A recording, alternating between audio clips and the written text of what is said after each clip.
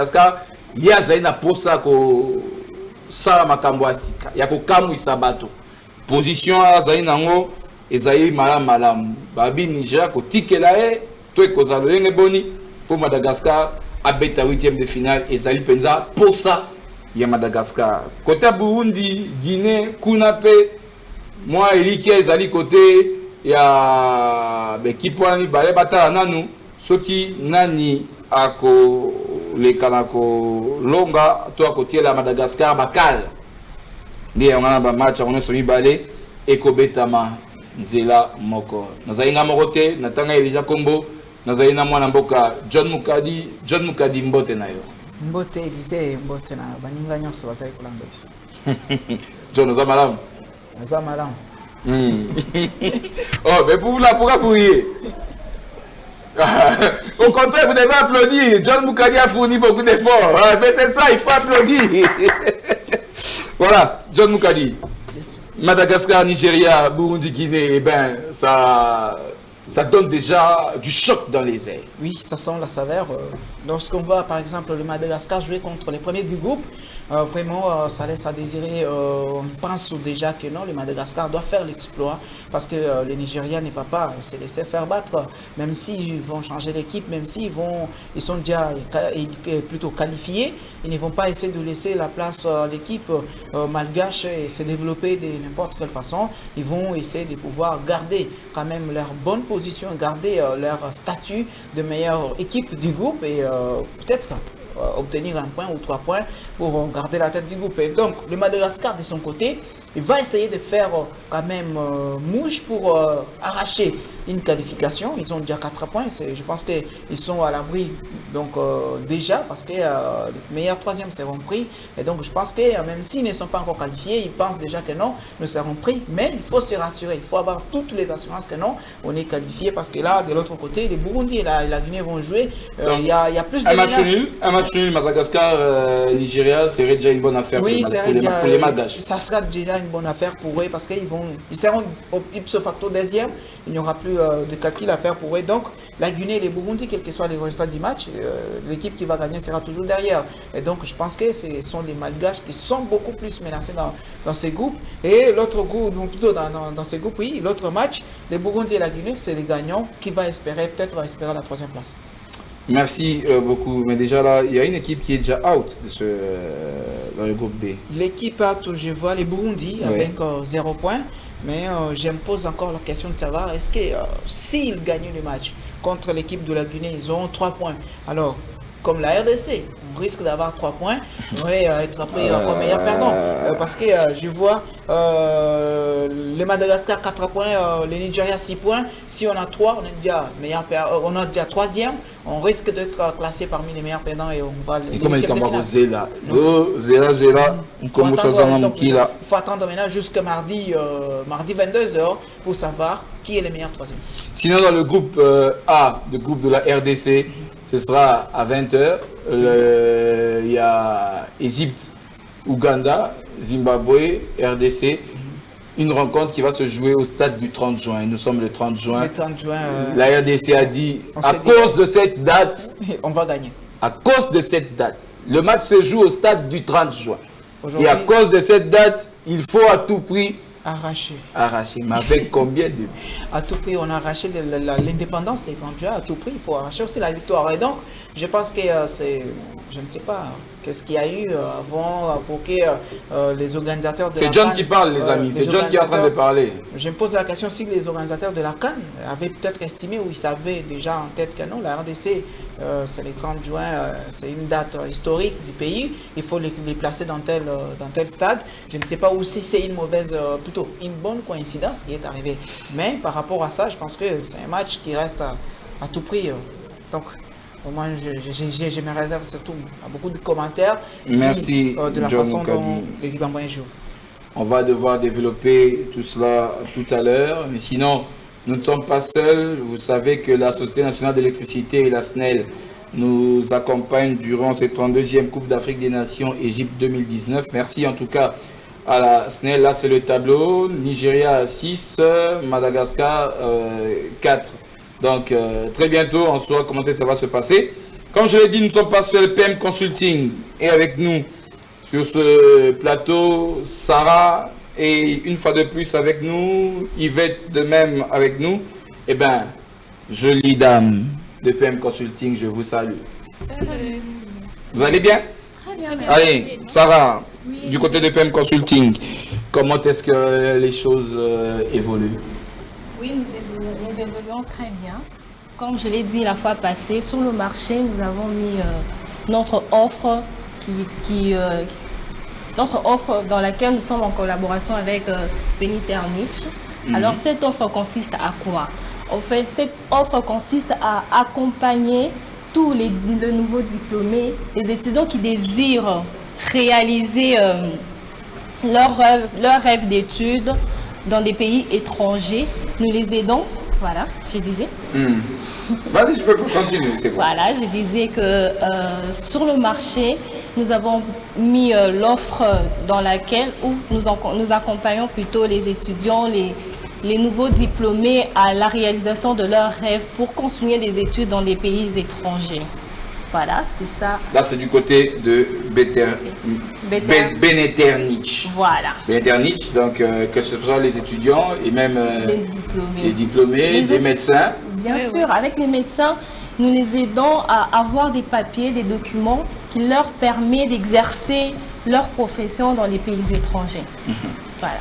Là, c'est avec Beniternich. Ici en Kanou, on te salue de là où tu es. À part Beniternich, il y a BYB qui signifie Bilanga Yabetu. Alors, par Bilanga Yabetu, qu'est-ce que nous entendons? C'est une coopérative agricole qui a pour objectif de accroître le niveau agricole de la République démocratique du Congo, tant sur le plan national que sur le plan international. Alors, avec Bilanga Yabetu, comme je venais de le dire, que nous voulons accroître le niveau agricole de la République démocratique du Congo, mais aussi on veut encourager l'agriculture ici dans notre pays. Raison pour laquelle nous invitons la population congolaise à répondre massivement à cette invitation qui aura lieu, plutôt à cette activité qui aura lieu au mois de juillet. Avec la grande récolte du haricot. Voilà. Les madéblo. Autrement dit, les madébloguens. Merci à Serge pour cette marque de confiance. Et au-delà de Bilanga Yabetu, il y a encore Gramu. une autre offre. Gramu. Oui. Gramu, c'est quoi? Voilà, Gramu, c'est un centre de recherche sur l'assurance maladie qui a pour objectif d'assurer la couverture universelle de la santé. Alors, qu'est-ce que nous voulons dire par là, en fait? Nous voulons, en fait, inviter la population congolaise à souscrire massivement à l'assurance santé. Pourquoi l'assurance santé? Parce que de nos jours, c'est vrai que notre pays est en voie de développement, mais nous remarquons que le taux de chômage est encore remarquable. Cela ne permet pas à toute la population de pouvoir couvrir tous les frais nécessaires à la santé. Alors Patrick Djadi, voilà, je m'excuse, il vient répondre ou bien satisfaire ce besoin-là en mettant sur le marché ce produit-là de l'assurance santé. Alors nous invitons la population congolaise à souscrire massivement, qui va leur permettre d'alléger le coût sur le coût de frais de santé. Voilà. Merci beaucoup. Là, Gramu avec le docteur Patrick Djadi. C'est le petit frère du docteur Peter Djadi. C'est pas Jeff Djadi, il était là. Voilà, merci beaucoup. Là, c'est Gramu. On va rappeler l'adresse de PM Consulting. Yvette, où se situe PM Consulting? PM Consulting, ça se situe sur l'immeuble Proton, local 5-6, bar 82, sur le boulevard du 30 juin. Notre numéro de contact 09 98 17 40 95. Nous répétons 09 98 17 40 95. Rendez-vous immeuble Proton, local 5-6, 82, boulevard du 30 juin.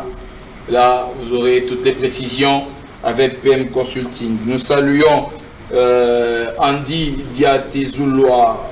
Andy Diatezouloa, et ben, c'est du côté de l'hôtel Ville Haute à Matadi. N'hésitez pas, si vous êtes à Matadi, de passer un agréable séjour à HVH, quartier Ville Haute. Nous y serons pour bientôt. Merci beaucoup à toi, Andy Diatezouloa. Alors, John Moukadi, nous revenons à cette rencontre. C'est quelle rencontre? Parce qu'il y a deux matchs au même moment. Bruno Ndinga, c'est quelle rencontre là? C'est la rencontre du Nigeria. Ok, Nigeria-Madagascar. Voilà, Nigeria-Madagascar, un match qui sera engagé entre les deux formations. On verra si réellement les Madagascar a l'engagement ou encore quand même de pouvoir passer les huitièmes de finale ou pas. Mais je pense qu'ils sont déjà avec un pas en huitième et un pas vers, je ne sais pas dire encore en phase des poules. Mais de toutes les façons, je suis sûr et certain qu'ils passeront. C'est ça, c'est une assurance que j'ai. Les Malgaches vont passer au deuxième tour. Et c'est au deuxième tour où on pourra peut-être voir si les Malgaches vont pouvoir faire l'essentiel de ce qu'ils sont venus faire à une phase finale de la CAN. Merci beaucoup, John Moukadi, pour ces précisions. Mais sinon, vous devez savoir qu'il y a deux rencontres au même moment, comme nous l'avons dit. Madagascar, Nigeria, Burundi, Guinée, ça se joue au même moment. On va vous donner le score en avançant de la rencontre Burundi-Guinée. À 20h, ce sera Égypte-Ouganda. L'Égypte qui est déjà en huitième de finale. L'Ouganda qui veut bien être en huitième de finale. La République démocratique du Congo qui espère être pêché comme... j'ai du mal à parler de la RDC là. Bon, dans tous les cas, la RDC veut être pêchée comme parmi les 4 meilleurs troisièmes de la compétition, sans oublier que le Zimbabwe qui a un point veut à tout prix battre la République démocratique du Congo pour espérer aussi être classé parmi les meilleurs troisièmes. On va voir comment ça va se présenter tout au long de la journée. Là, c'est pour 20h, mais pour maintenant, vous avez ce rendez-vous. Madagascar, Nigeria, Burundi, Guinée. Eh bien, nous sommes là pour vous. On va vous faire participer à cette rencontre. Bruno Ndinga, on peut aller à Alexandrie? Pas encore. OK. Les chances. Je pose la question à PM Consulting. Sarah, entre le Madagascar et le Nigeria, tu es pour quelle équipe? Le Nigeria. Le Nigeria, oui. Je savais, t'inquiète. Ça, je savais en tout cas. Et Yvette? Madagascar. Madagascar. Bon. Cette petite île qui vous fait peur, hein, John? Oui, aujourd'hui, le Madagascar est en train de faire peur à presque toutes les nations. Une équipe qui, du reste, moi, je retiens ces scores-là de 5-1 que les Léopards sont allés faire à Antananarivo. C'était avant la CAN 2017. Et donc, aujourd'hui, je suis en train de voir une autre équipe du Madagascar qui joue autrement. Merci. Alors, on va aller à Alexandrie, suivre ce duel Madagascar-Nigeria. On se retrouve dans les 45 prochaines minutes. Nigeria, alors que pour le Nigeria, il est question d'assurer sa première place dans ce groupe. C'est très important pour les Nigérians. Il est donc de retour.